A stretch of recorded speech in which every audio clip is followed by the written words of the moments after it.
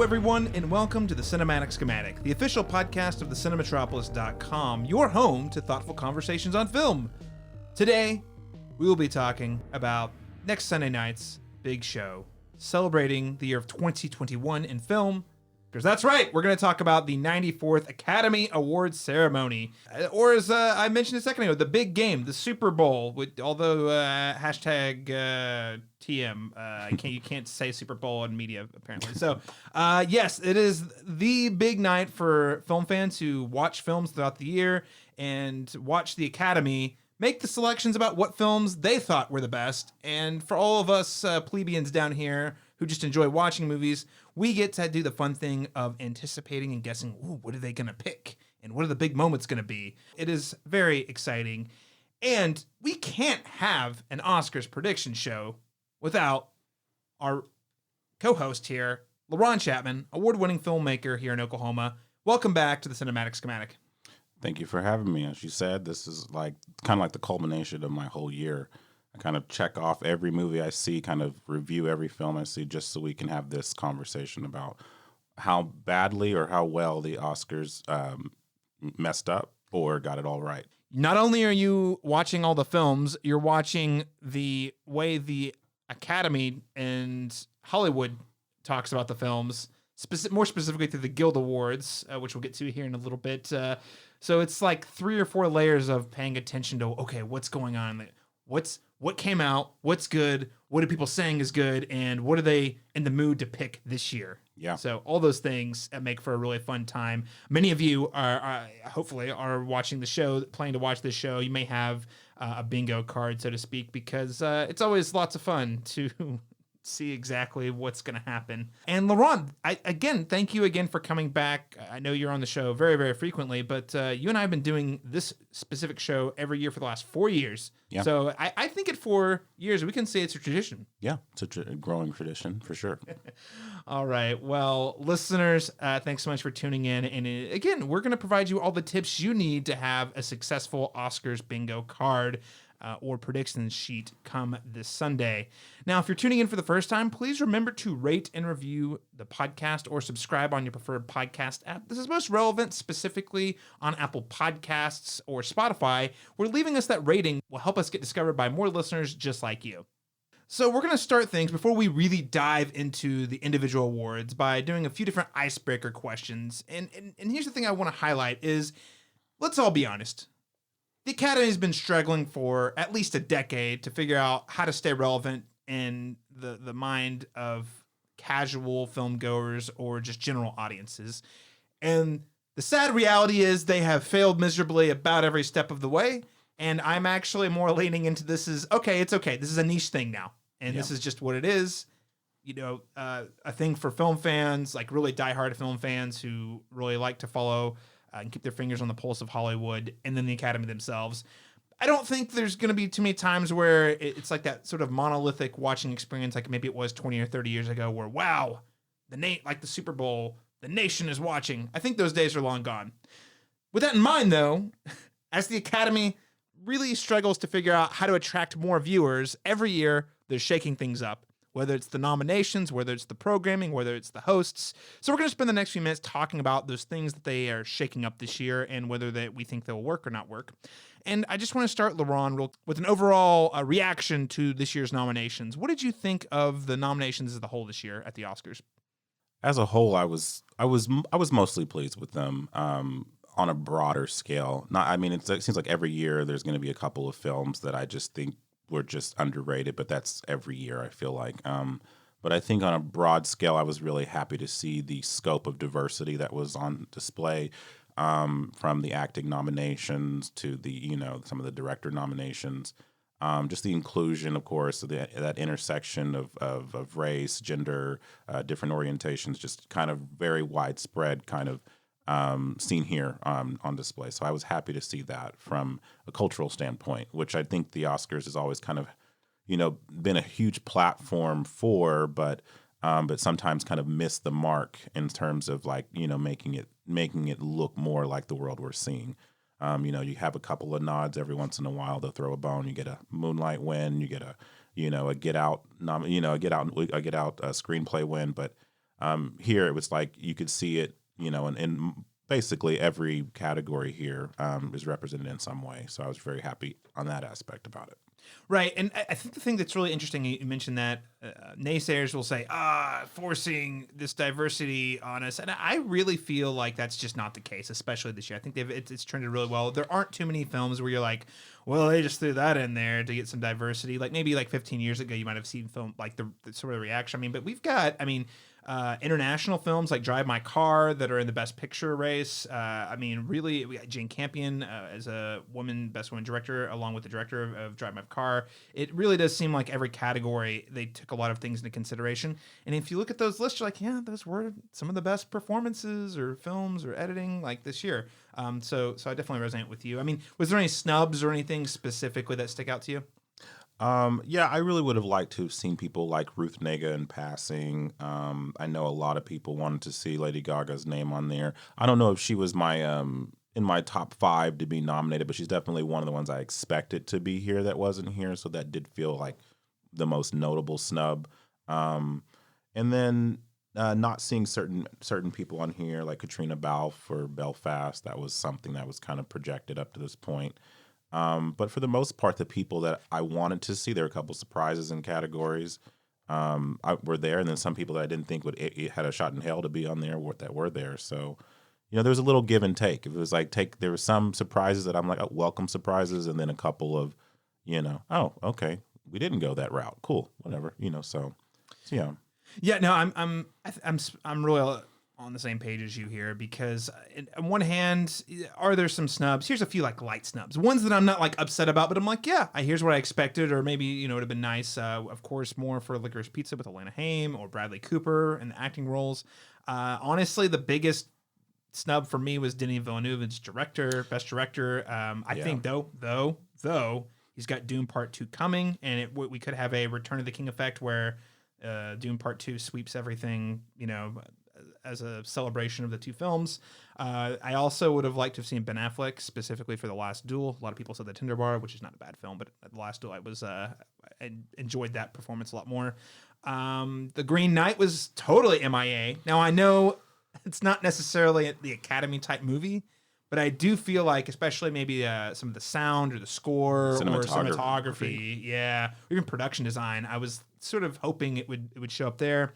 And this one is a personal one. I would have loved, the Academy's all about rewarding people for careers, not necessarily specific films. We'll talk about that with some nominations here later. But Daniel Craig as Bond, I don't think he should have won, but there was part of me that would have been like, it would have been cool. Yeah. Giving him a nomination or something. A send-off of some sort. Because I do think he really changed how we think about that character, especially like, in the whole body of the James Bond franchise. He really made us rethink James Bond and his role in our sort of pop culture. So it would have been nice. But all of that said, those are really nitpicks because there were a lot of surprises here.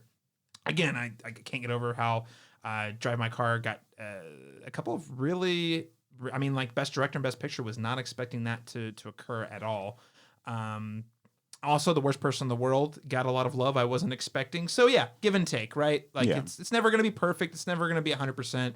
But I think overall this year is probably one of the better years of the last decade where I look at it and I say, you know what? These are all really solid. Yeah, for sure.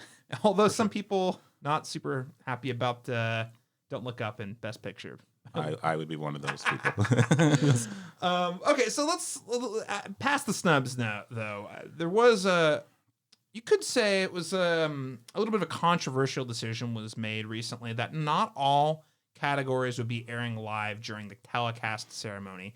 So I think the idea is the Academy is going to take 8 of the awards, which include Best Documentary, Short Subject, Best Film Editing, Best Makeup and Hairstyling, Best Original Score, Best Production Design, Best Short Film Animated, Best Short Film Live Action, and Best Sound. All of these will actually be presented in the theater the hour before the broadcast starts. And then my understanding is they will show us segments of those wins throughout the telecast. So it's controversial. because not everyone gets kind of their quote unquote live moment. But silver lining is maybe they don't get played off the stage as often occurs for, especially for these more technical or like less prestigious awards. Laron, what's your take on this new approach to streamline the live show?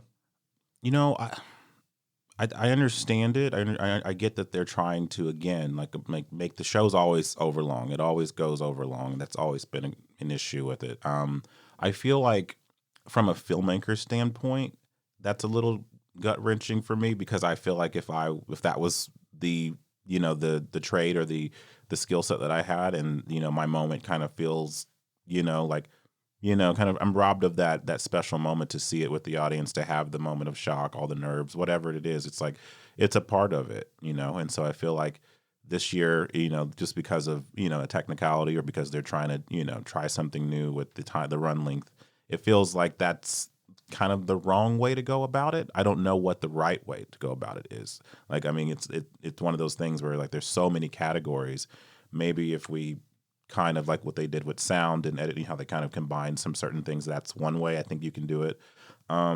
But I feel like, yeah, for sure, robbing people of that moment for them, just so that in the sake of brevity, feels like like it just discredits the work that they did to some degree. So yeah, it's really tough. And I read, again, I'm sure this is a multifaceted issue or challenge or conversation, but I read that the Academy was actually pressured by the network ABC to remove the categories, or they would refuse to air the entire ceremony, which is a little bit of a bummer, because, like you said, this is for a lot of these people.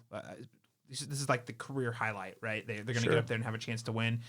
On the other hand, they've struggled for years to figure out how to get the runtime down, and as I said before, the Academy Awards just do not have the clout with the mainstream like they used to, meaning they have less leverage to go long. And this is just sort of, I think, a necessary evolution of the show. It's just a real shame that it's coming at the cost of the awards.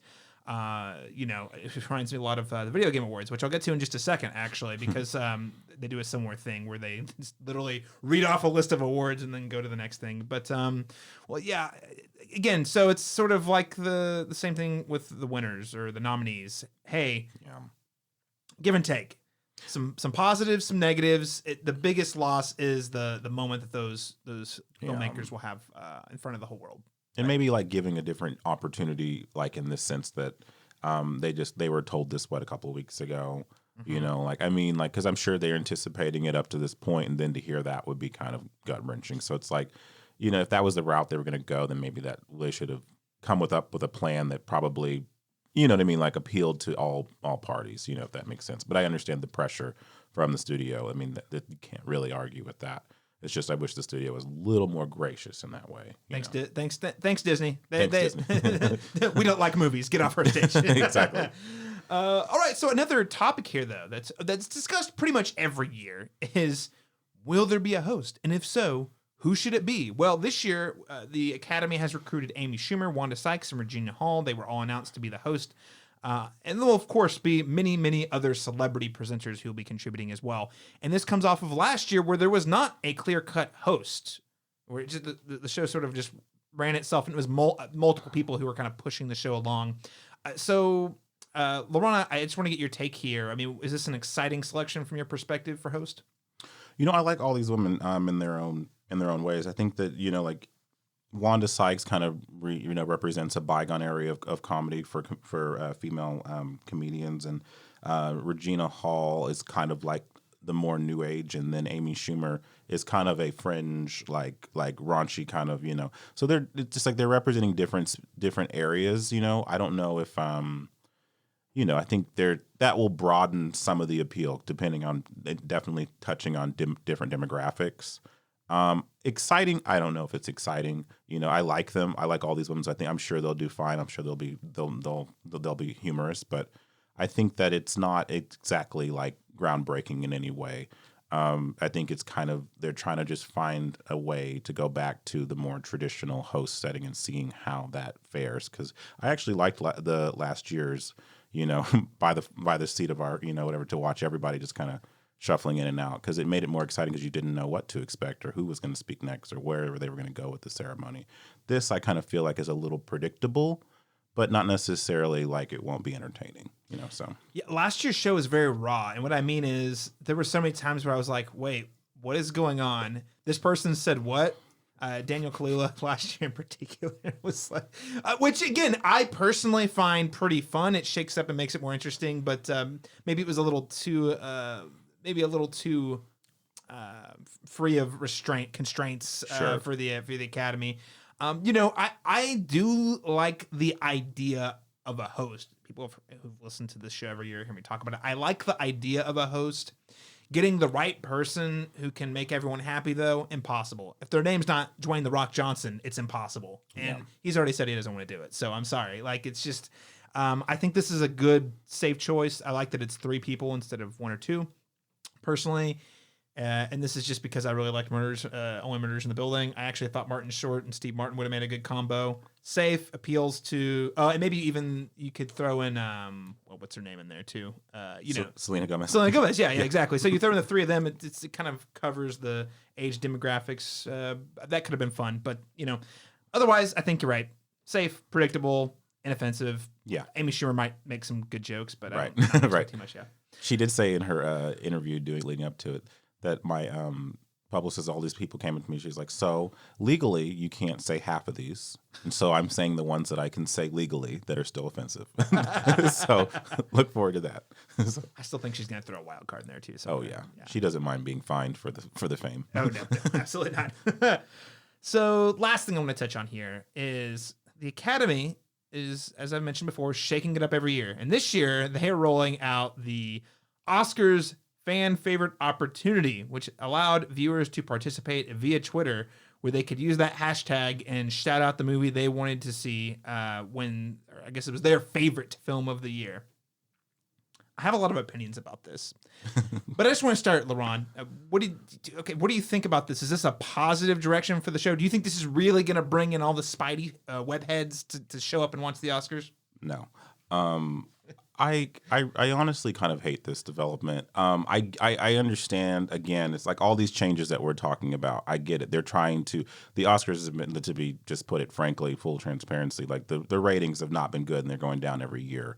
So they're trying to find a way to bring in that, stitch together that audience again, because there is, like you said, it's become very niche now for people who just genuinely love film and want to come in like you and I, after spending the year watching movies, trying to see how everything fares up, but I think with this development, it just seems so obvious and such a like you have award shows that cater towards certain demographics. You got your People's Choice Awards, you got your MTV Movie Awards. That is the space for films like where people can chime in and do that sort of thing. The Oscars has this kind of prestigious, I don't want to say elitist, but it has that aura prestige. Exactly. And so taking this and inserting it just kind of feels pigeonholed to me, because then again, if something like, again, Spider-Man, not hating on the film, but like if something like that wins, whatever, and they announce this during this, it feels like it goes against like this, not what this ceremony was ever for. Like that kind of fan service sort of thing already exists at different award shows. This one is very specific to a specific demographic. And so I'm not a huge fan of it. I'm not going to if that's something they want to continue doing, I'm not going to pull my hair out about it. But, I did vote. So I could participate. So, reluctantly, but I definitely picked a prestige movie and not a commercial movie. So, do you think Spider-Man's got this one in the bag? Because I know there was actually some movements online trying to get other films to win. The last time I saw it, I heard that Cinderella was the one that was leading in the pack, and that's exactly what I'm talking about. It's like where it's like that kind of those kind of movies don't need recognition. They did well this year, and the Oscars has always kind of been a platform for the underseen, underrepresented movie, and so I feel like this is unnecessary for this particular ceremony.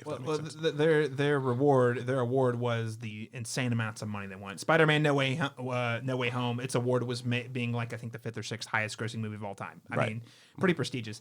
I will say there is part of me that really loves it when we get a big mainstreamer that comes in and does well.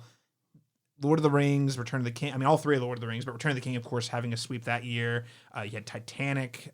Even Avatar when get nominated in a bunch of categories and win a lot of them. But, whenever there are, I like to see mainstream hits in there mixed in with these really small films and these international films. That's what makes the Oscars great, is they're picking the best films.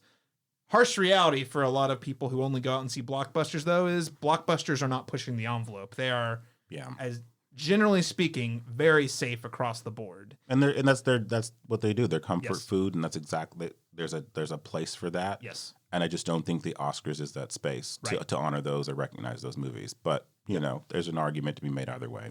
Right. Exactly. So I guess my point is, I'm all for mainstream movies showing up, blockbusters showing up, if they're actually doing something really interesting and shaking up or pushing the industry in some way. In fact, on our review of the Batman, we posed the question, do you think this could be an Oscar caliber movie? And the answer is not sure yet. Yeah. Potentially. I just think the problem is the movies that people are generally tearing out to see aren't pushing the envelope at all. We have Dune is on here. I would say that's a movie of a blockbuster caliber that is pushing the envelope quite a bit. It's just not as mainstream as, Spider-Man or Batman or whatever. Right. Last thing I'll say on this is I'm with you. I don't think this is a positive direction, mostly because it feels like such an afterthought. Yeah. I'm a big fan of the Game Awards, but the Game Awards is a very fundamentally different show. It's similarly is the industry awarding itself, which is cool.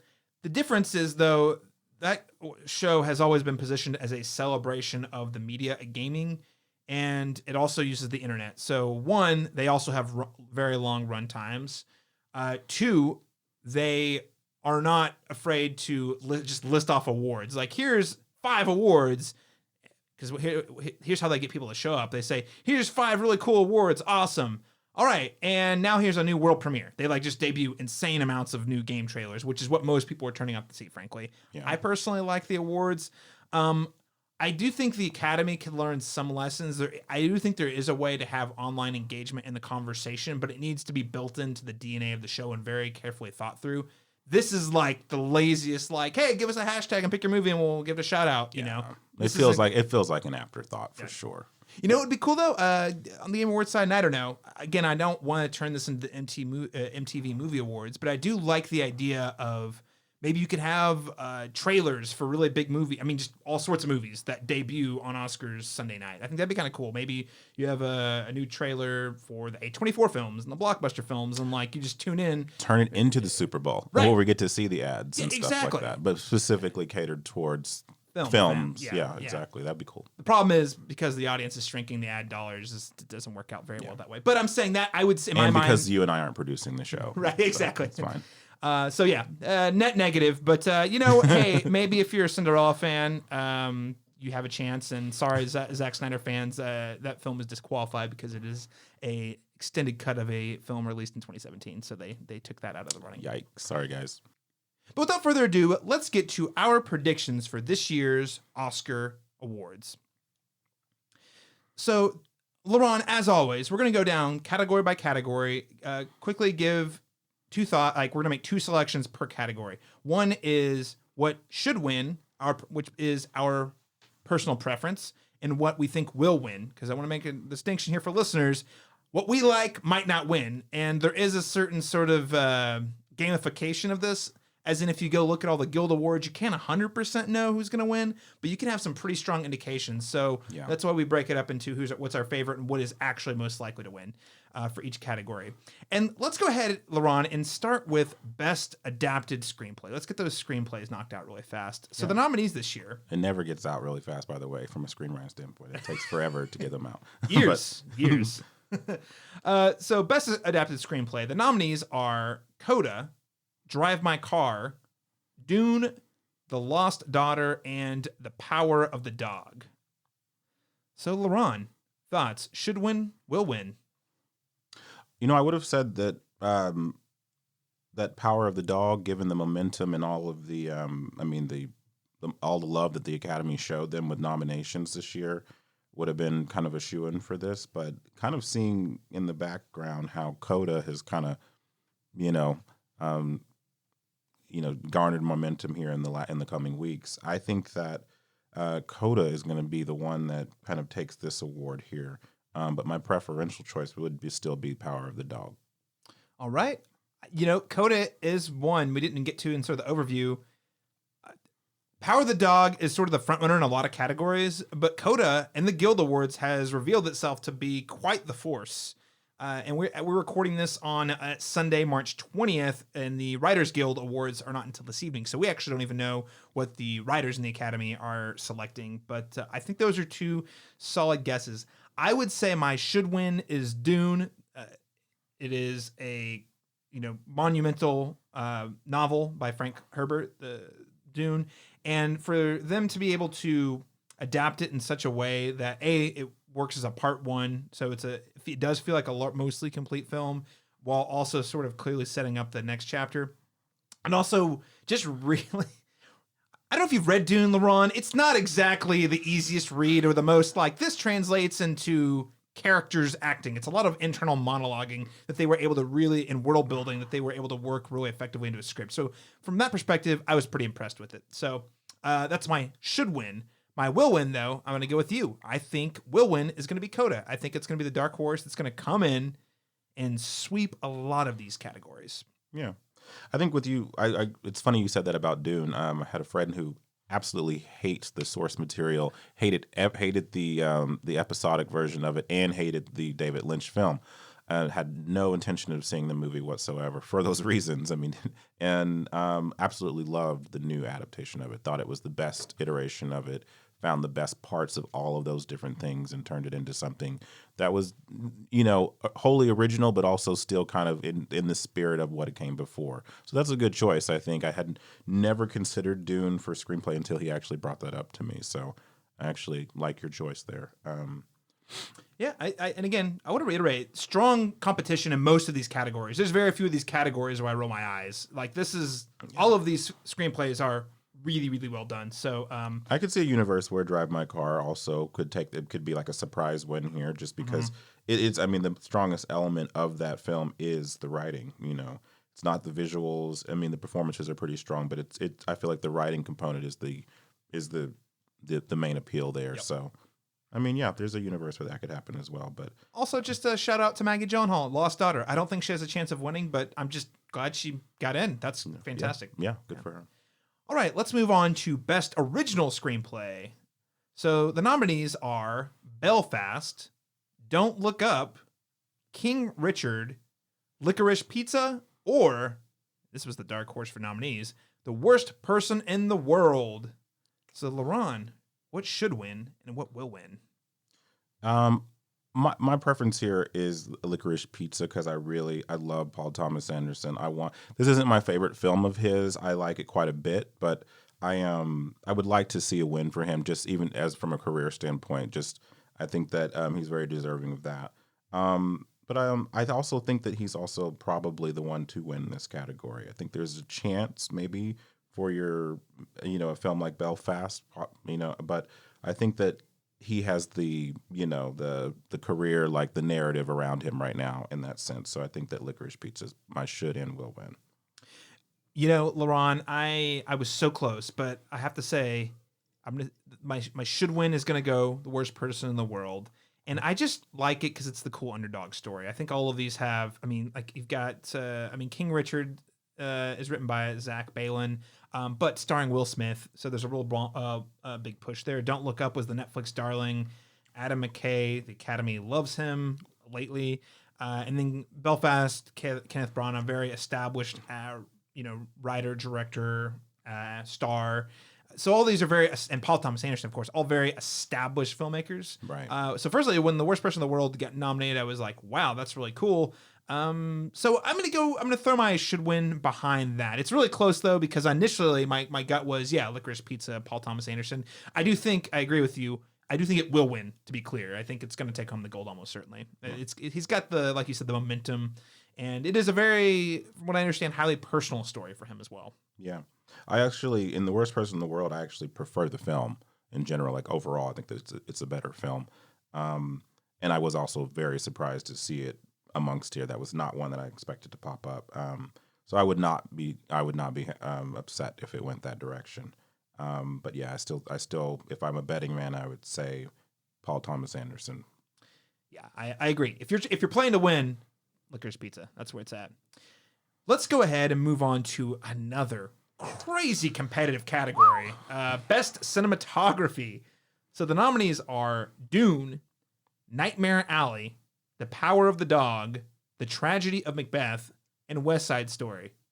And Laron, I just gotta say, I'm gonna show my bias here by saying I think Dune is my preferred pick, but I gotta say, like, I love all of these. West Side Story, low key, has some of the most impressive camera work I've seen in any Spielberg movie, let alone musicals. Yeah. I mean, Power of the Dog is just the way it frames the environments and the characters in those environments is mind blowing. Nightmare Alley, you feel the decay of those city streets in the second half of the film. Yeah. There's not enough nice things I can say about all of these. I'm going to go will win, should win, doubleheader, Dune. All right. That said, I want to get your take. This is an impossible category. Like, I'm looking at this and I mean, it really comes down to taste almost. Like, you mean, just like which, because I mean, like, even Tragedy of Macbeth, I mean, you think that's a very stylistic, film. It just has very, I mean, the way they use lighting and shadows, it's just everything here is like a unique example of different kinds of cinematography. So it's just about what you like most. And honestly, I think Dune is going to sweep the technicals here. So I'm going to go with Dune as the probable winner. But my personal preference amongst is actually Nightmare Alley, just because of just how textured that movie was. Like you said, everything down to just like the type of pens that they write with, everything in that film is framed so beautifully, so that'll be my my preferential choice. But I think that Dune's got that one for sure.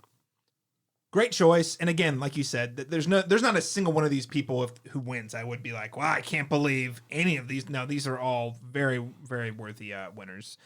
Let's continue the technical awards, though, with Best Sound. So the nominees for Best Sound are Belfast, Dune, No Time to Die, The Power of the Dog, and West Side Story.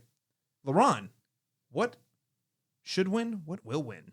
I think should and will win is also Dune here. I mean, when those sandworms come up, like you feel that. You feel all of that. Like, I mean, and also, I mean, like Hans Zimmer's score and everything, that whole film is just, sound is such an integral part of the experience for sure.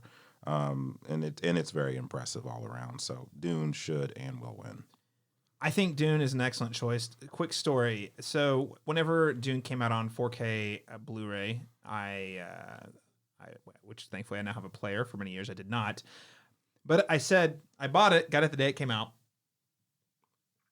And it sat there and I said, you know what? I can't, in good conscience, watch this without the best sound possible in my home. Mm. And recently, several months ago, I moved into a new house and got a really nice sound bar, and I'm really happy with its Sonos Beam. But I was like, no. This is, you gotta have the bass. Yeah. So I literally waited until I could afford a subwoofer which is Sonos subwoofers aren't cheap. But so we bought the Sonos. We waited for the Sonos subwoofer to come in for us for me and my girlfriend Lauren to rewatch the film again in our home theater setting. And I've got to say, my gosh, that sound is impeccable. It really does change. I should say, it really does level up a movie that's already immaculately well made. Right. I mean, even like the Dragonfly, what do you call it? The helicopters, like everything, the fluttering of the way, like everything is just so precise, so well thought out. Mm-hmm. And then I watched a documentary about how they came up with these sounds, and it's just incredible to see how they went out there to the desert. They it's just crazy to see how much detail, how meticulous it was, just down to the smallest things. So, and how much they thought through all of the world building and were able to incorporate those ideas into the sound specifically, like you said. It's just really impressive. So, what will win and should win? Dune. I originally put West Side Story for should win, but I'm sorry, you're right. You talked me into Dune because it is just, I did buy a subwoofer, so bias. So Dune will win, should win. I will say though, all really great nominees, and I hope West Side Story gets some gold tonight, or on Sunday night. That is so. Let's go ahead and move on to Best Original Song. So the nominees are Be Alive from King Richard. Oh, I'm going to butcher this. Dos. The Encanto song. Yeah, I'm going to say this okay.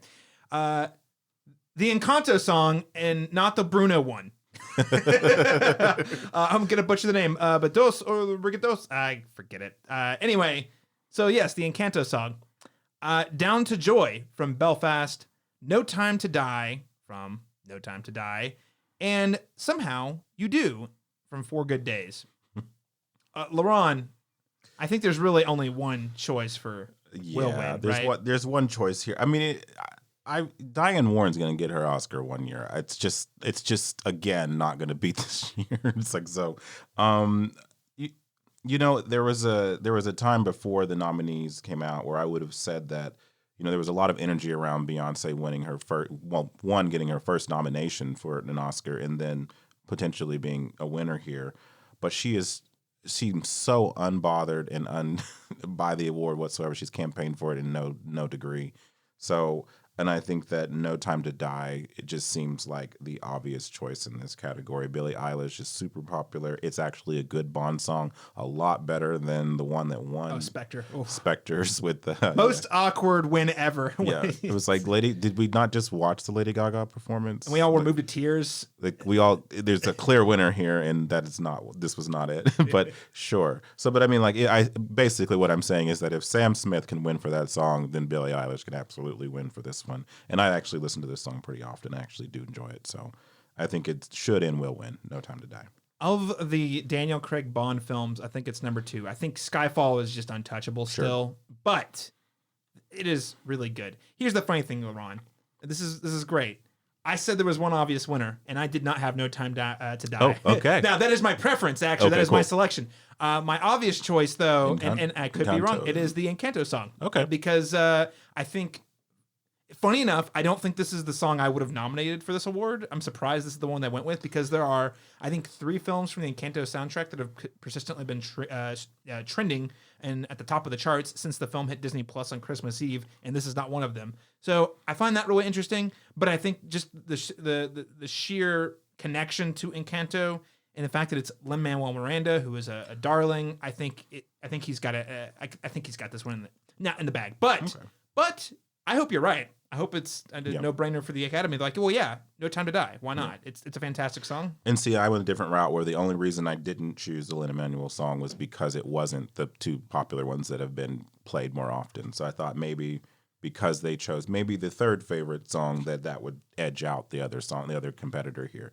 But we'll see, I guess. We'll see. Yeah, I hope I'm wrong in this category because I did have for should win No Time to Die. Let's go on to Best Original Score. And Laron, I'm just going to step back here. I'm not going to spend too much time on this. But of all the awards that they put into the pre-recorded section, this actually is the one that I'm most disappointed in. Yeah. I used to do, me and Alexandra Bohannon would used to do an entire episode. I think we did it like 2 different years where we would just cover the Best Picture nominees of that year, the scores, because we thought there was just so much to talk about. I love the scores. I love the people who are usually nominated in these categories. So I was really, really bummed when it got pushed out of the live broadcast. That said, absolutely, yeah. Still a really good category. What's your take? What should win? What will win?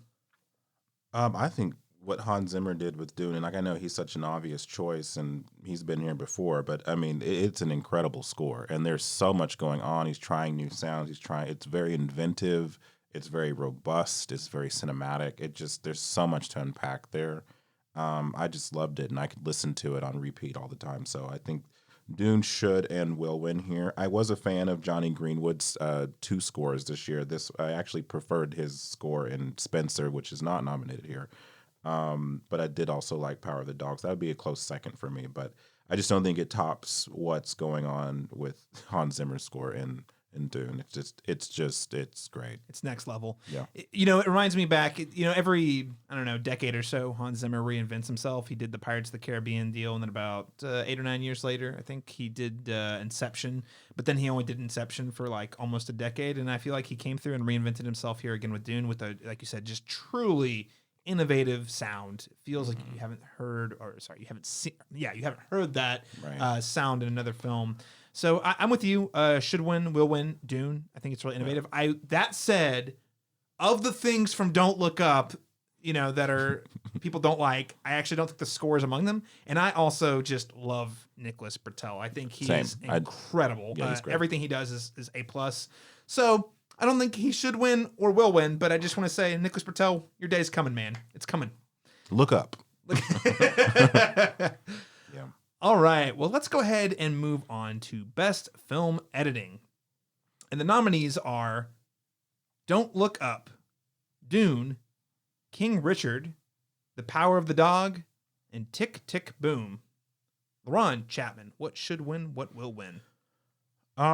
This is an interesting one. I felt like Don't Look Up was super chaotic for me, and a lot of people say, well, there's 20 actors and they had to cut around each person's, and I understand like there was a lot of editing in the movie. Now, how good it was that's up for debate. But so I'm not mad this is here, but I also this is one that I'm just like maybe, but I feel like Tick Tick Boom would be my preferential choice here. I just think that movie was super underrated from a technical standpoint.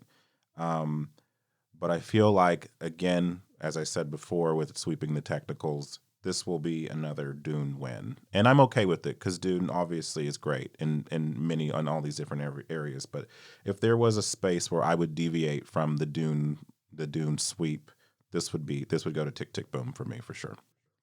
Laron, Chapman, I'm sharing the same brain with you because I put the exact same thing. I really would love to see Tick Tick Boom take home the gold. I think, again, the whole film was underrated just off the bat. Yeah. Even Andrew Garfield was overshadowed by the fact that he was appearing in Spider-Man in No Way Home later. It really overshadowed his entire press tour, which is a real bummer. So it's easy for this film, I think, to be overlooked, but I think it actually would deserve Best Film Editing myself. That said, I think Dune's got this one in the bag. I think Dune is very much doing the Mad Max Fury Road tour, where it doesn't really take home any of the most prestigious awards, but it gets just about all of the technical. Yeah. All right, well, let's go ahead and move on to Best Costume Design. Cruella, Cyrano, Dune, Nightmare Alley, and West Side Story. Laron, Chapman, what are your picks? It's another strong category. In terms of West Side Story, obviously costuming is an important part of it. It's very vibrant, very colorful, and is also a huge part of it. Nightmare Alley, a good period piece, lots of nice reds, and I think that probably the one here that I think honestly is the weakest, I know, is Dune for me, just because I think like the military style thing, it looks nice, but I just don't think it's the strongest element of the movie.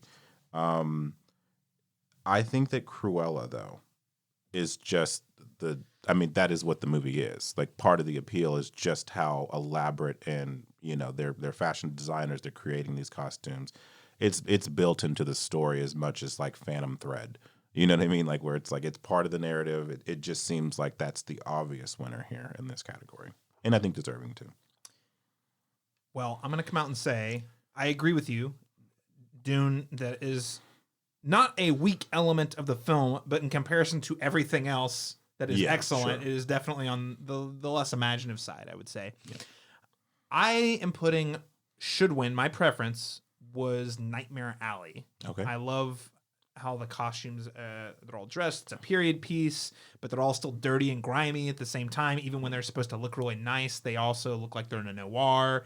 It's just a really slick production, and those are the sorts of details that I've come to love and expect to see in a Del Toro film, and I think Nightmare Alley is no exception. Very closely, I think this is tough. You make a great case for Cruella. You're probably right. But I want to throw West Side Story a bone here because I do think the costumes of that film are really well made, and I don't know. I'm just gonna throw it out there. I think West Side Story might get something. Yeah, and maybe it's costumes. All right, let's move on to Best International Feature Film, and the nominees are Drive My Car, Flee, The Hand of God, Lunana, A Yak in the Classroom, and The Worst Person in the World. And full disclosure, Laron, I only saw 3 of the 5 films here, which are Drive My Car, Flee, and The Worst Person in the World. I have not seen The Hand of God or A Yak in the Classroom. Just for listeners so you're aware. So, Laron, what is your take? Who is going to take home Best International Feature Film? I think Drive My Car is going to definitely take Best International Film here. And I'm fine with that. If I had a preference, though, I would choose The Worst Person in the World. I I think that was probably my favorite international film this year. A lot of people love Drive My Car. I think I need to revisit it. I enjoyed it quite a bit, but there was a lot to unpack there, and I haven't hasn't quite set in, how much I love or just appreciate the movie. Because there is a difference when you notice everything's checking every box, or it's like technically this is well made, but how much do I actually love the movie? I walked away from The Worst Person in the World knowing I loved it, so that would be my preferential choice. But I think that Drive My Car absolutely is probably the surefire winner here.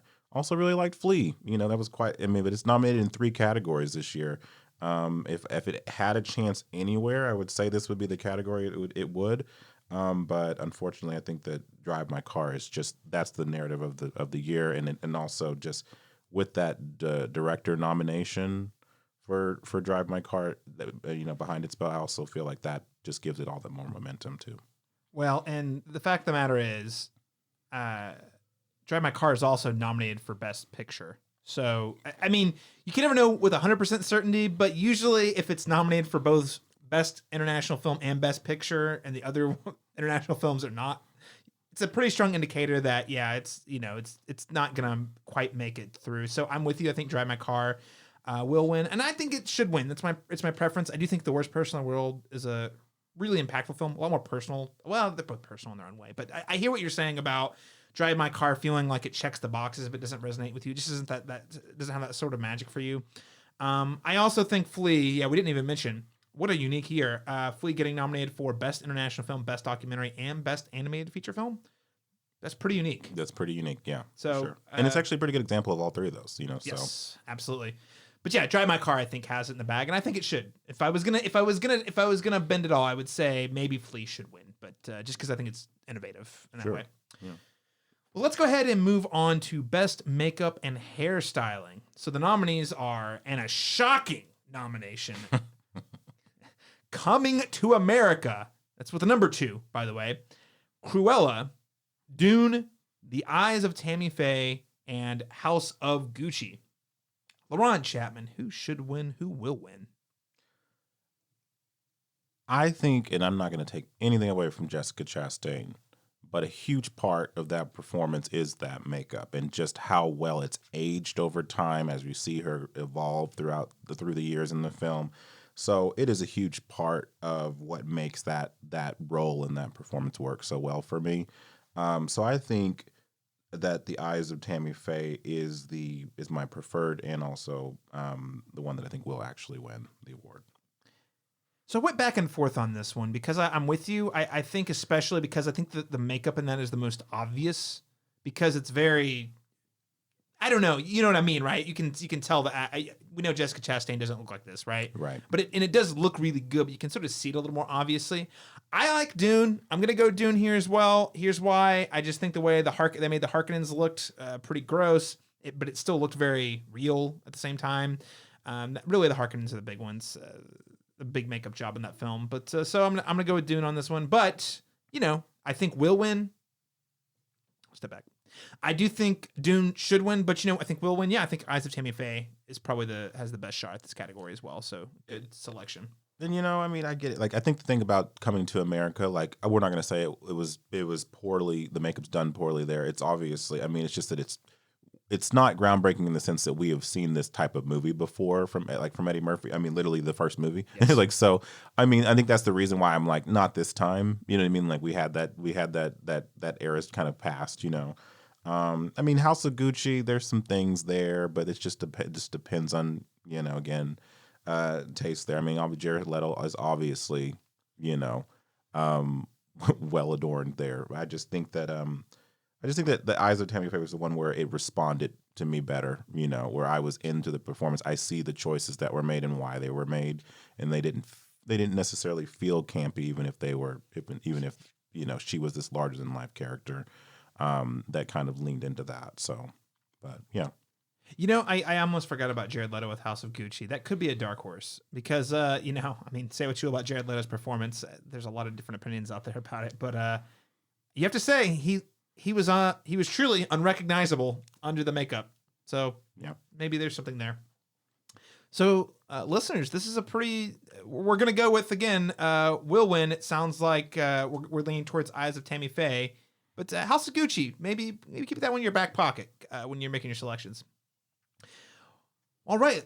Well, let's go ahead and move on to one of my favorite categories that doesn't get talked about as much that I think it should. Best production design. And this is another, much like cinematography, where I'm like, yikes, there's no losers here. The nominees are Dune, Nightmare Alley, The Power of the Dog, The Tragedy of Macbeth, and West Side Story. Man, what a toss-up. What do you think, Laron? Again, not a weak member in this category. I just my inclination is to go with the Nightmare Alley here, just because for me, production design in that film, in any Guillermo del Toro film, really, but specifically here, there's just so much. I mean, from the carnival scenes down to the office scenes with Cate Blanchett and Bradley Cooper, like there's nothing from the wallpaper to the carpet to the everything there, is intentional. Everything there feels like it's there for a reason. Nothing is wasted. And so the frame is filled with such gorgeous images and such gorgeous design. So I think that's the one for me that just resonated with me emotionally. But I think that every one of these here is super strong. I mean, all these films definitely showcase this very well. So to recap, who do you think? So you're saying should win Nightmare Alley? Should and will win. Okay. I think Nightmare Alley here. Okay. I am so torn because I agree. I think Nightmare Alley should win. That's my favorite. I've got Dune down, will win, could win. There's a third, West Side Story, because I think West Side Story also had a very impressive production design. And man, here's the thing. Tragedy of Macbeth shows up a few times. I think it's going to go home totally empty-handed. But I have to say, what a remarkable film. And the production design is a huge part of that. Yeah. How you were able to create a production in a film in which you simultaneously feel like you're watching a play and a movie at the same time. Mm-hmm. Remarkable, So I just want to take a moment to say that movie's incredible. Yeah. But yeah, I'm going to go with should win Nightmare Alley, will win. I'm going to say Doom. Okay. Though, again, Academy loves them some Del Toro production design, Laron, so I think that's a pretty good bet as well. I just think that Nightmare Alley doesn't have a chance pretty much anywhere else. Yeah. And I think if they were going to nominate it or give it a win anywhere, then production design is where it would have its strongest chance. Definitely. But yeah, we'll see. All right. Well, let's move into the family-friendly fare, mostly. Well, please. It's a little intense for So, best animated feature film. The nominees are Encanto, Flea, Luca, The Mitchells vs. the Machines, and Raya the Last Dragon. Very competitive. Disney owning 3 of these nominations, frankly. Although only one Pixar, 2 Disney, which I find kind of interesting. LeBron Chapman, what do you think will win and what should win? This is an interesting category. I'm like, kudos to the Academy for nominating Flea for animated film. Because, you think of, like you said, family fare. That's normally what we think of in this category. It's just going to be a sweep from Disney. But it's just nice to see an adult film, a very adult, dramatic film here in this category that's being represented here. Because, like you said, if you took your kids to pick a movie amongst these, there's one you probably wouldn't want them to watch. So, if I had my heart is saying I would like to see a Flea win here, knowing full well that I think that Encanto is like it's the sweeper of this category. So I'd say my preferential choice is Flea, and then the film that I think will take it is Encanto. But man, The Mitchells was great. I mean, the Mitchells versus the Machines was great too. That one spoke to my heart as a filmmaker. It just spoke to all those different things. But all these were pretty good, I think. But I think that Flea would be my preferential choice, and Encanto would be the winner, I think. Yeah, I echo the sentiment here. So I have down should win The Mitchells versus the Machines. That is a personal choice, though, Laron. I feel like I connected with it the most on a personal level. I love how the the Lord and Miller combo come back as producers, and they're like, what we did in Spider-Man to the Spider-Verse, what if we applied that same sort of ideology related to animation to non-comic book films, and we get something really interesting here that I feel like is a lot more innovative than what we're getting from Disney or Pixar in terms of the actual animation, the art direction. And the story was great. I love it. I laughed. I've watched that thing 3 or 4 times. Or I've had it on 3 or 4 times after the first viewing. So I think it's my personal should win. Encanto's probably got it in the bag. Frankly, I mean, I think Encanto is a very solid movie. I actually like Raya and the Last Dragon better, but I think just in terms of in terms of like what I think the Academy is going to go for, Encanto is more recent, has the catchy soundtrack. It's got Lin-Manuel Miranda's backing there, so I think that's the clear front runner, and I'd be surprised if it did not go to Encanto. That said, I did note here, wish it had a chance, Flea, and I just don't think it has a chance. No. All right, so let's go on to Best Animated Short Film. And okay, I'm just gonna throw this out there right now, Laron. So just for listeners, full transparency, I have not seen any of these, so I'm not even gonna make a guess. Laron, have you seen any of these? No. Let's move forward. Okay, this is a good call. So listeners, I apologize. These are always there's like 4 categories every year. I'm like, oh, I saw maybe one of these. This one in the Best Animated Short Film, and oh look, Best Live Action Short Film, also one that I haven't seen any of, ashamedly. So even though one of these is produced by Riz Ahmed, which is pretty cool. So Laron, Best Live Action Short Film, any of these you've seen? Have you seen any of them? I just don't want to discredit any of these knowing full well I haven't seen them, give them a fair judgment. So I'll say no, I can't do that either. Okay. So listeners, we are skipping Best Animated Short Film and Best Live Action Short Film. Let's move on to the one chance Spider-Man has to make a meaningful impact on the show. Best Visual Effects. The nominees are Dune, Free Guy, No Time to Die, Shang-Chi and the Legend of the Ten Rings. Man, the bar is getting low. And Spider-Man, No Way Home. Okay, I whole other podcast. I'm generally very unimpressed with how most Marvel movies look. That's just the reality, but that's a whole other podcast. So anyway, whenever I see 2 MCU films on here, I'm like, but really? Yeah. But Laron, what do you think? What should win? What will win? I think should and will win is still Dune here for technical. I mean, it deservingly. So I think it looks amazing and it actually stands out to me, so and it's doing something new.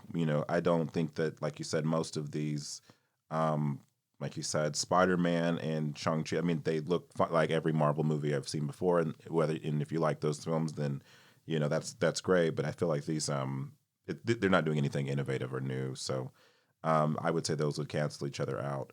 I mean, if I wouldn't be upset if like a No Time to Die or something won here, like the unexpected winner here, but I think that Dune, again, with the momentum, will have all the technicals in the bag. So I think should and will win Dune. Yeah, 100% with you. Should win Dune, will win Dune. I don't think it's a question. And I just want to step back and say here, again, I don't want to turn this into a whole podcast, but I just have to say, if you go back and watch Pirates of the Caribbean, Curse of the Black Pearl, 2003. One I like to point out, Pirates of the Caribbean, Dead Man's Chest, and you look at Davy Jones. Mm-hmm. I think that movie was, 2006, I think? Yeah. Thereabouts. Yeah. Still looks better than any MCU CGI character. Yeah. And I guess that's just where I'm at. And Free Guy is on here too, which again, not a movie that looked bad, but there was not one time when I was watching the movie where I was like, wow, that's pretty impressive. So again, Dune's a no-brainer for me. Should win, will win. Honorable mention, No Time to Die, because I actually think that movie does have some pretty impressive special effects in the sense that it's not always obvious that you're looking at, visual effects in the moment. Right. I'm also surprised that they went with 2 Marvel films and didn't throw in like a Matrix Resurrections in there or something like that. That leans on that sort of thing. It just feels interesting that that they decided to award 2 movies that look pretty much the same to me in terms of, but that have been using the same visual effects, look for the last 15 years. But okay. All right. Let's move on to Best Documentary Feature. And the nominees are Ascension, Attica, Flea, Summer of Soul, and Writing with Fire. Laron, Chapman, what should win, what will win? This is the one time I'm going to deviate from Flea, even though I adored that movie this year. And I'm going to go with Summer of Soul because I watched that movie super, super, super late. It actually premiered here at the Dead Center Film Festival, or screened at the Dead Center Film Festival. And I didn't see it then. I saw it on Hulu, like at home by myself, and had an emotional experience with it because it felt like I was seeing something that, again, because you're seeing archival footage from an event that was not reported, did not get, at the time of day in the limelight. And it was such a remarkable moment, cultural moment and historical moment for a bunch of marginalized groups and then for that era of music. And it felt like I was watching something that my ancestors kind of conjured for me to see, and told me it was going to be one of the most important things I ever watched. So that one spoke to me very deeply. And I think that it actually will win as well in this category. So I'm going to say should and will win Summer of Soul, though I would not be mad to see a Flea win here. So I'm gonna go the opposite of you here. I'm actually gonna say should win, will win, Flea, just mostly because I think it's really innovative. Again, as we talked about earlier, the triple threat of the international film, the documentary, and the animated film. I want to reiterate though, I actually do think Summer of Soul is pretty fantastic, and I think it's really important. So if it wins, I think it's an extremely well deserved win because it is. It really goes back to documentary in a much more traditional sense, and in the way that, hey, here's a bunch of footage of this thing that's never been documented in this way, or on video, or on film in this way, and we went through all of it and put it together to create a cohesive story. Yeah, and all it is really documenting this event, right? And all of the things that kind of set the stage for it, right? Yeah. It's a moment in our culture, like a snapshot.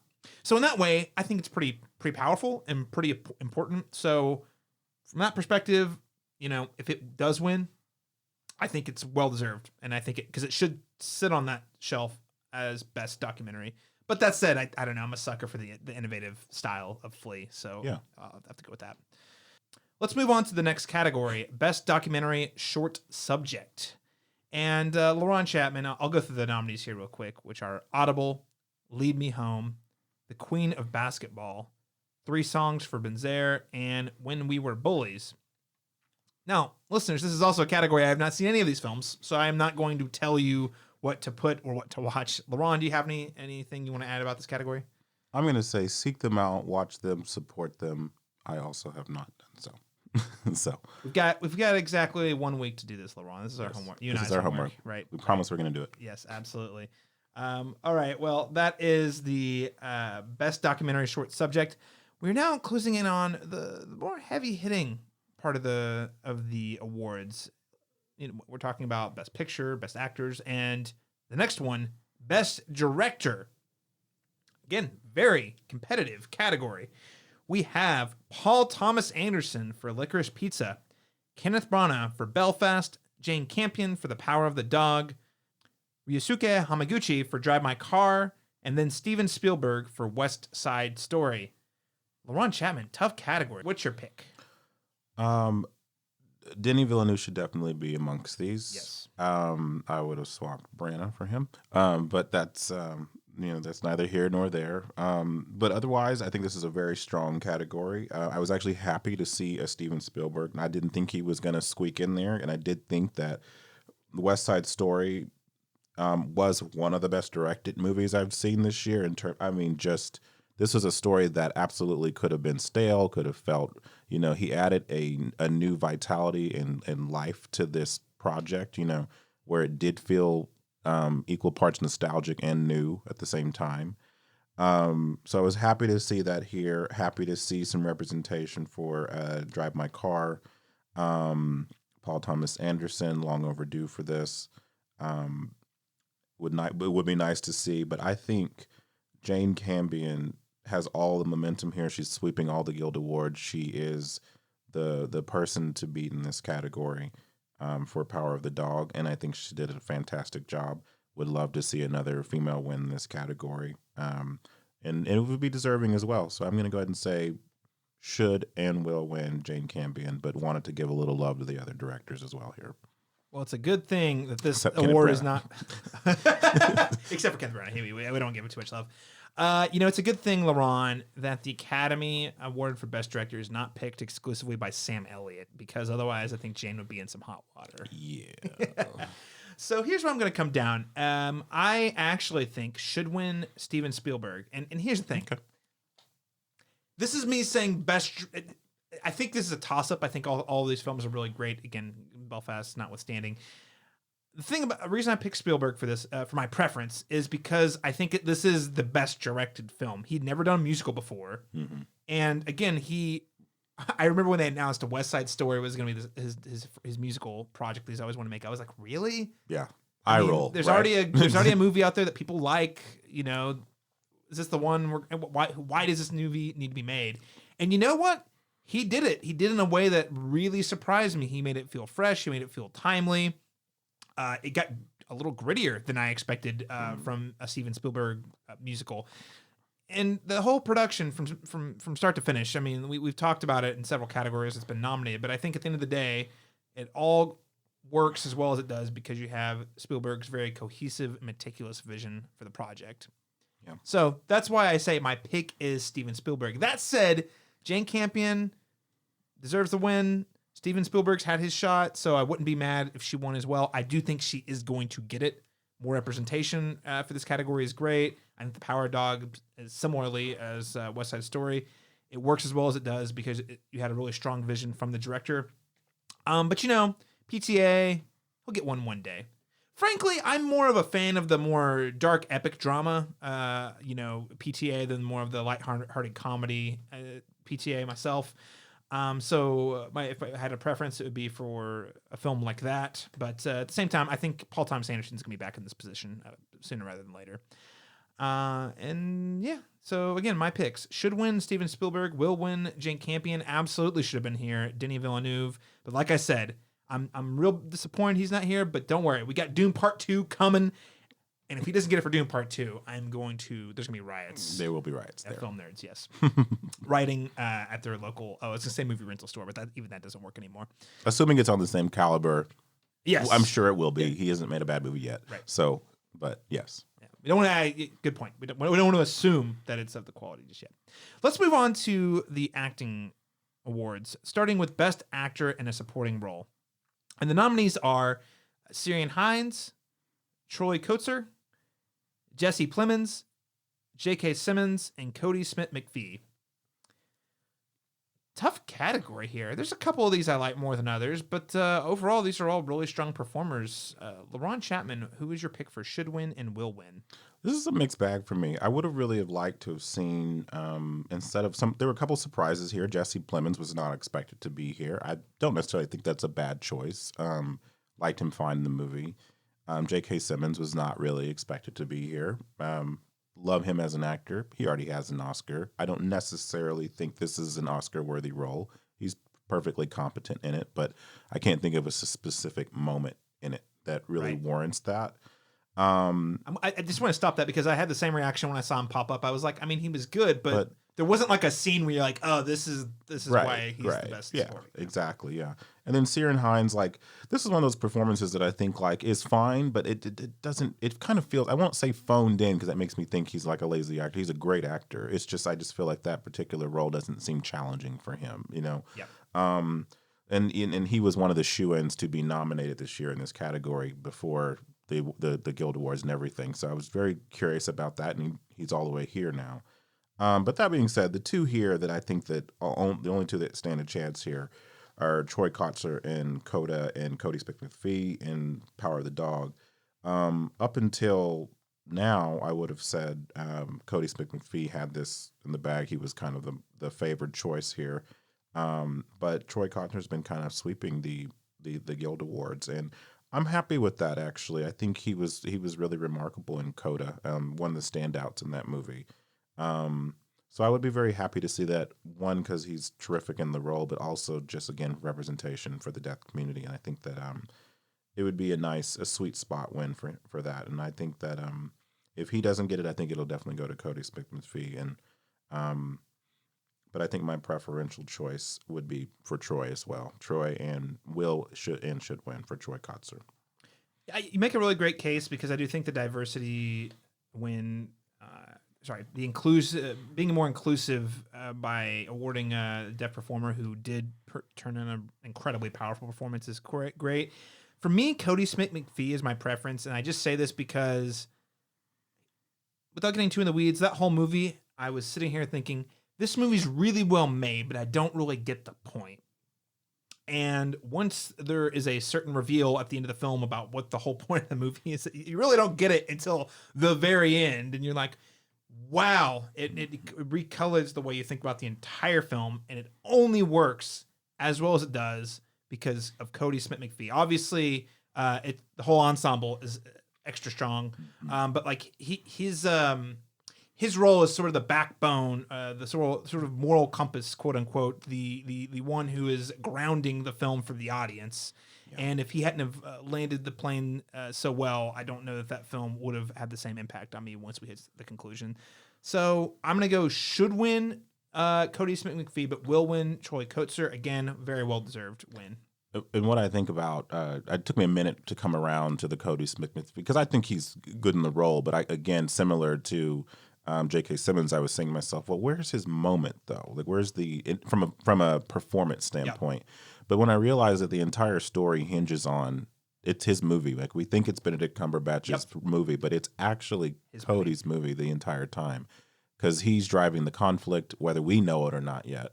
And and once that ultimate reveal comes, you think, oh, he's been the mastermind this entire time. And there's a stealthiness to it, just like his performance, that kind of works. And it is very nuanced, but without it, like you said, the movie just does not have the impact at all. So there's no one you really to empathize with in the film outside of that, I think. Exactly. Also, again, I just want to throw out there, Ben Affleck should have been in this category. In fact, The Last Duel was shut out, and I know I probably like that movie more than a lot of people, but again, I'm just surprised. It was really impressive looking. I share your love for The Last Duel. Okay, great. But I agree. In certain circles, people are like, huh? Yeah. Mm-hmm, yeah. Also, a lot of people just haven't seen it. So that's true. Now stream on HBO Max. There you go. All right. Let's move on to Best Actress in a Supporting Role. The nominees are Jessica Buckley in The Lost Daughter, Ariana DeBose in West Side Story, Judi Dench in Belfast, Kirsten Dunst in The Power of the Dog. Oh, look. Kirsten and Jesse get to have a really nice date night. And Ingenue Ellis from King Richard. So, Laron Chapman, who do you think will win? Who should win? So just the short answer is that this is Ariana DeBose's Oscar. She swept every category in this, and I think that she has all the momentum, and it is a very good performance to kind of be on the shoulders of Rita Moreno, who also won the Oscar for this same character in the same movie. It's pretty remarkable that she would stand out as much as she does, and she really does in the film. So I would say should and will win is going to be Ariana DeBose. But that being said, I would be very happy to see a Kirsten Dunst win or an Ingenue Ellis win, just because those are two actresses I've seen whose careers I've followed for a long time. And, this is Kirsten's first nomination, which is insane to me when I think about all the great roles she's done. From Melancholia to, The Virgin Suicides. There's just so many she's been doing great underground work for a really long time, over a decade. So, and the same thing with Ingenue Ellis is kind of a Viola Davis, Octavia Spencer that's been around for many years, but under the radar, but has never gotten this kind of recognition. So, first nomination for her. Both of them are excellent in their respective films, but I think that there's just a lot more to work with Ariana's role. There's just, from a dynamic standpoint, she's dancing, she's singing, she's performing, she's emoting. It's a full, embodied performance. So I think that there's just a lot more there to chew on. Well, not to mention, I feel like her scenes in West Side Story, she kind of owns the room. Unless it's the giant ensemble scenes, of course, where there's a lot of different players, but like the small, intimate, like during the apartment scenes, she really just soaks up the energy in those scenes and is in my mind, clearly owning those scenes. So, sure. And that's a tough cast to go up against. So I'm with you. I think will and should win will be Ariana DeBose. But again, Kirsten Dunst, please come back.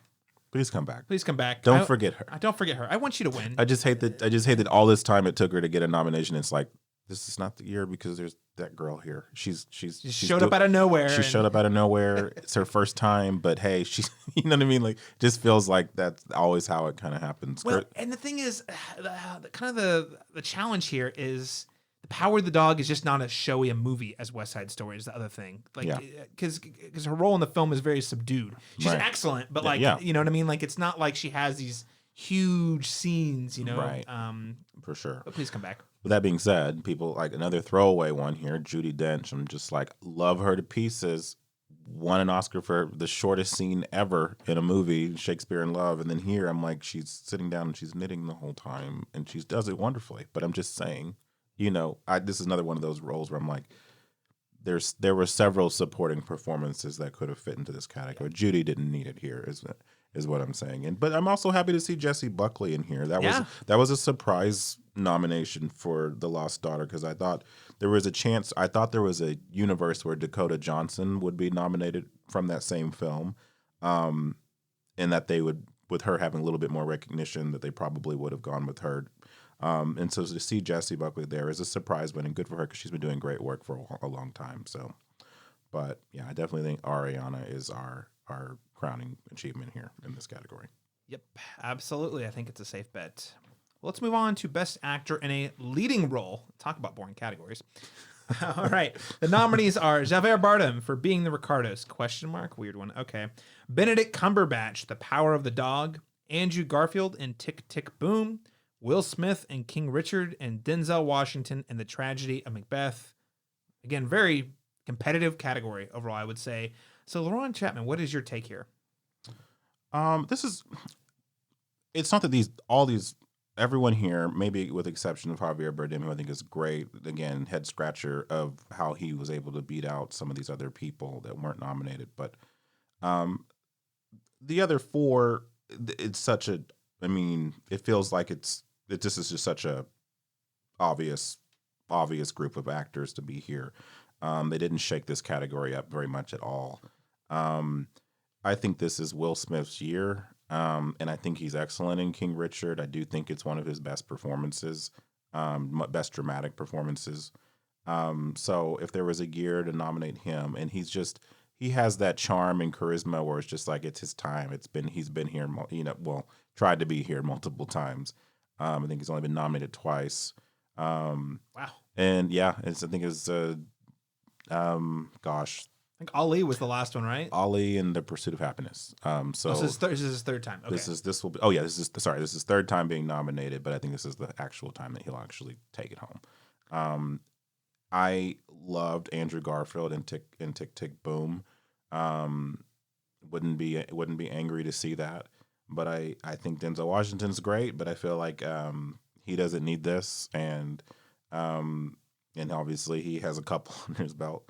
And then Benedict Cumberbatch, really great in Power of the Dog, but I think that he would be the number 2 pick here if there's a coin flip here. But I think that Will Smith has all the momentum. He's winning in categories that you wouldn't expect him to. Won BAFTA, so that's just something that's kind of unheard of. So I think that Will Smith is definitely the winner here. Should and will win, Will Smith. Okay, I agree. I don't think there's a question about the will win. Yeah. I think Will Smith has it in the bag. I will say I'm partial to Andrew Garfield and Tick, Tick, Boom. I really, and again, this is just speaking, to me, white male, turned 30 last year, with creative energy, So my bias is I like him because I really like the story and the movie, and then gosh dang, Andrew Garfield gives 110% with every performance. And so I loved him in that film. That said, I think Will Smith is great. I think he deserves it. He's long deserved an Oscar. I don't know if this is my favorite of his dramatic roles, but you know what? He's good. He is really good, so I think it's deserved. So I'm happy to say that he wouldn't be my number 1 pick, but I think it's a really well-deserved pick. Yeah. I did note here, though, Denzel, while I don't think he needs it or really wants it, he is really he's riveting. He's very incredible. The Shakespeare slides right off the tongue, man. He's so good in that film. You can see his stage roots coming. It's like this is the role he was born to always play, and whether it was on stage or any medium, so He makes it look easy, which very is easy, wild. which is wild because there's nothing easy about Shakespeare, and there's nothing easy about the words in Macbeth. So it's just, it feels very effortless.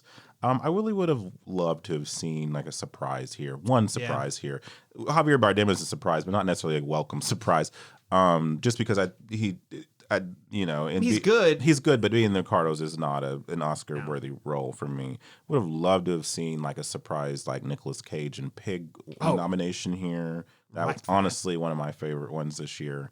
I knew it was a long shot, but I definitely didn't think Javier Bardem was going to take one of the. I didn't think they're being the Ricardos. The second I watched this movie, I was like, It is. I liked it. I think it's a very middle of the road Sorkin film. Yeah. But nothing about it is really that exceptional. Everyone here is doing good work, but like it's not a film where you're like, whoa, at any point in the movie. For sure. So, okay. Again, outside removing Javier Bardem, though, I think it's a great category. I didn't even mention that you said Benedict Cumberbatch. He's awesome. And he's great. He really great. is great. He is terrific in it, and it's a different role for him for sure. So he's definitely, there's a lot of craft there for sure. I just think that Will has that wholesome, like, he's everyone's dad right now. He's just he seems. And he's enjoying the ride, and he's very, welcoming and appreciative of all of the accolades at this point. And I think he's, it's something that he's worked to achieve his whole life. And I think that he's at that sweet spot where I was like, this is the gear. And we should just celebrate Will Smith in general. Yeah, so absolutely. He's great. a great person. Yeah, exactly. And here's the other thing. I mean, Will Smith has still got a couple decades left in him, I'm sure. So I don't want to speak ill. But like Benedict Cumberbatch, Andrew Garfield, they got a long career ahead of them as well. So I'm confident both of them will be back. They'll be back for sure. Let's move on to Best Actress in a Leading Role. So the nominees are Jessica Chastain for The Eyes of Tammy Faye, Olivia Colman for The Lost Daughter, Penelope Cruz for Parallel Mothers, Nicole Kidman for Being the Ricardos, and Kristen Stewart for Spencer. Laron Chapman, I already know what the answer is here. But here, tell me, who should win and who will win? I have been a fan of Kristen Stewart's post Twilight and Snow White and the Huntsman for quite a while now. I think she's been doing some great grassroots indie work for years. She's got the French equivalent of an Oscar, a César, for a very underseen movie that I loved. And I think she's one of those under the radar actresses that have, like she's so nuanced in her roles that it's kind of hard to pinpoint, like if you're not actively going out and watching, her films, to see what kind of performer she is, where she sticks. But I think that I was so happy to see the buzz around her performance as Princess Diana in Spencer, because it was like for the first time I was hearing people who aren't particularly fans of hers or haven't really followed her as closely as I have over the years, saying that, oh, I get it now. I see what she's capable of. And now I'm seeing all of that craft on display here. This is the role. And I think that she's fantastic in it. And up until the SAG Awards came out, I would have said she was the unrivaled champion in this category. But she was omitted from that. And then, just kind of not even nominated, didn't get, surprisingly didn't win the Critics' Choice Awards, which is the only one that I would have expected her to win of the ones she was represented in. Didn't get it there, so this is such a wonky category now because, there was a narrative where Nicole Kidman was going to be the front runner because I guess she won the Golden Globe, which has never been a good predictor of the best actress necessarily. She didn't even get the boost from the televised Globe because they weren't televised this year. Exactly. And so it was very strange that narrative was happening because even after seeing the movie, I was like, the surprise of Being the Ricardos is that Kidman actually wasn't bad as Lucy. For me, that was the surprise, it's like, but she's Nicole Kidman. I knew she'd do good work. She'd do, put in the time and everything, but it still doesn't feel like the kind of performance that, that garners, that's the crowning second achievement of her career, And so, and then I thought that the Tammy Faye, Jessica Chastain narrative had kind of withered away because the film itself wasn't too well received, So she's kind of having a last minute what is it, Meryl Streep in The Iron Lady kind of vibe, where people weren't warm on the movie but liked the performance in it. So her winning Critics' Choice and the SAG says something about, the momentum around her.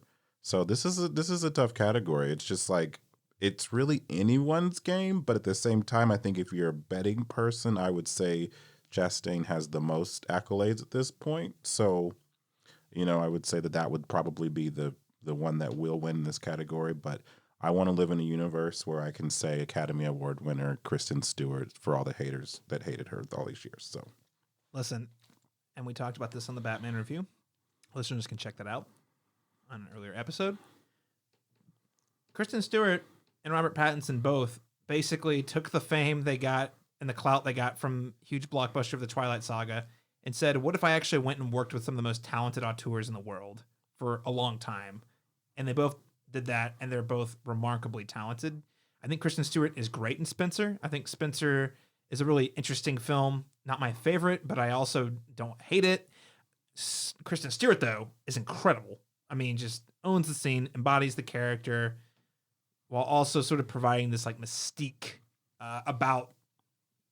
It's a tough role because she's not playing the real version of Princess Diana. She's playing a sort of like idea of Diana and a fictitious story about that character. And I think Kristen Stewart nails it. I also think Olivia Colman is a favorite of the Academy. They love to award her. She's always great. She turns in good work. I think she could be a dark horse here. But frankly, Jessica Chastain seems like the front runner. I always lean toward who did the SAG go to, and in this case, Chastain. It is really weird, though, like you said, the fact that The Eyes of Tammy Faye, I saw the film, it was fine. It was fine. It felt like a movie that probably would have been a huge Oscar hit like 20, 25 years ago. Yeah. That came out today. Chastain's really good in it. It's funny. I was watching this, I watched it before the awards buzz came out, and I never once thought best actress performance, but hey, here we are. I think Jessica Chastain is the most likely winner. She's also an actress I want to see take home the gold for her career, so that's great. Yeah. Just seems like a weird role for it, so I think she's got it. Yeah. Should win Kristen Stewart or Olivia Colman, though, would be my picks for if I could make a selection myself. Okay. Also, just nice to see Penelope Cruz here. Wouldn't be as a surprising nomination in a really good Pedro Almodovar film. So just like Jesse Plemons and Kirsten Dunst, Penelope Cruz and Javier Bardem get to have a good date night too. They're both nominated in acting. Power couples, man. That's the cool story. Too bad it's almost certain that none of them will. None of them will win. It would be incredible though if they both. Yeah. One of the couples both won their awards. That would be pretty incredible. Yeah. Ladies and gentlemen, we have arrived at Best Picture. And wow, I gotta say, we mentioned this at the top of the show, but overall, I'm pretty happy with this group of winners. There's only one of them that I'm like, and that happens to be a movie I like more than a lot of people, but still, Yeah. So the nominees are Belfast, Coda, Don't Look Up, that's the with a next to it, Drive My Car, Dune, King Richard, Licorice Pizza, Nightmare Alley, The Power of the Dog, and West Side Story. So, Laron, just go ahead. Take it away. Give me your thoughts on these nominees in general, and then come back with who you think should win and who will win. I like to say for the record, I don't hate Don't Look Up. I think it's perfectly entertaining. A good one-watch movie for me. I think it's a little overlong and definitely like not as cohesive and concise with its very obvious idea. Kind of hits you over the head a million times. It kind of becomes redundant. So I don't hate that movie, but I definitely am against it being anywhere near a Best Picture nomination. It's rubbing shoulders with Power of the Dog here. So that doesn't seem fair to me. It is. There are other films out there that if there's one takeaway I have from Don't Look Up being nominated, It is that at least it's spotlighting the very important issue of climate change. And that's part of why I'm like, is this why they nominated it? I don't know. I mean, but that's the silver lining. Otherwise, yeah, it's a weird inclusion. That's where we're at. But that being said, this is a pretty diverse group. I mean, we got a Hollywood musical, we got a Mythic West film, we got all these different, like another P.T. Anderson like lighthearted comedy, biopics, sci-fi epic, 3-hour Japanese, indie film, so there's a lot here, there's something for everybody, every demographic, whether it's your kind of your wholesome family fodder or your artsy, prestige movie. There's one demographic you're missing, though, Laron. You're missing your superhero fans. I'm so sorry. Where's Spider-Man No Way Home? Sorry, tangent. But I know, yes, you're spot on. Yes. You're spot on. I just had to throw that in. No, absolutely. Well, there is still that fan favorite nomination. I think there's still time to vote. I don't know if the voting polls are done. If you really, really think that needs to be represented here, definitely vote for that. But I think, the one here for me, I mean, number 2 on my top 10 list this year was Power of the Dog. So it's the closest winner for me. And I also think that all of the love that it's been shown with the nominations and this award season, I still feel like this is the front runner in this category.